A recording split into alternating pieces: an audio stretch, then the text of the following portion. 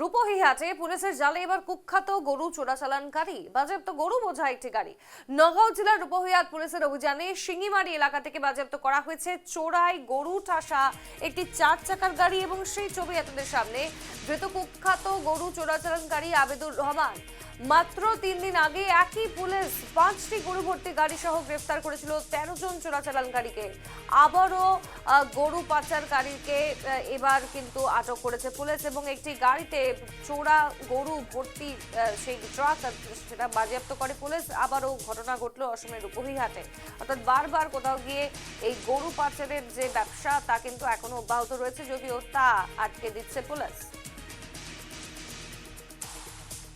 বিস্তারিত জানাবেন আমাদের প্রতিনিধি আবু আনসারি, সরাসরি যুক্ত হয়েছেন আমাদের সঙ্গে। আবু, কয়েকদিন আগেও আমরা দেখেছিলাম যে 5টি গরু ভর্তি গাড়ি সহ গ্রেফতার করা হয়েছিল 13 জন চোরাচালানকারীকে, কিন্তু আবারও সেই একই ঘটনা দেখা যাচ্ছে। একটি ট্রাক, গরু ভর্তি একটি ট্রাক পুলিশ আটক করেছে, বাজেয়াপ্ত করেছে এবং তার পাশাপাশি আরো একজনকে পুলিশ গ্রেফতারও করেছে। কে বা কারা এই চক্রের সঙ্গে জড়িত, তারা কোথায় এই গরুগুলি পাচারের উদ্দেশ্যে নিয়ে যাচ্ছিল, কবে থামবে এই ধরনের কাজ?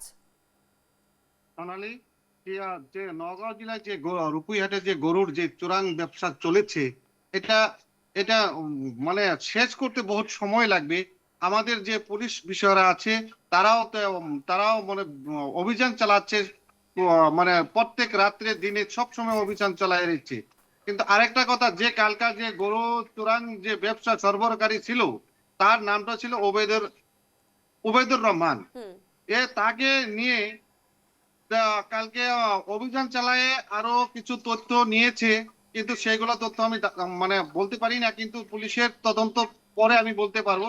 কিন্তু একটা কথা বলতে পারি যে গরু চোরাং যে ব্যবসা চলছে রূপহিহাটের নগাঁওয়ের, এটা বহুত সময় লাগবে।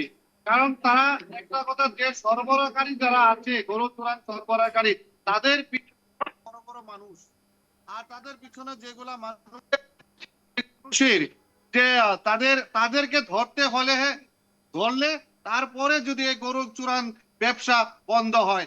আর যারা গরু পাচার করেছে, যারা গরু নিয়ে আছে, যে গাড়িতে ধরা পড়েছে, চালক ধরা পড়ে, হ্যান্ডিম্যান ধরা পড়ে, কিন্তু মেইন যারা গরু ব্যবসায়ী, যারা যারা গরু মানে মাফিয়া, তারা কিন্তু এখনো ধরা পড়ছে না।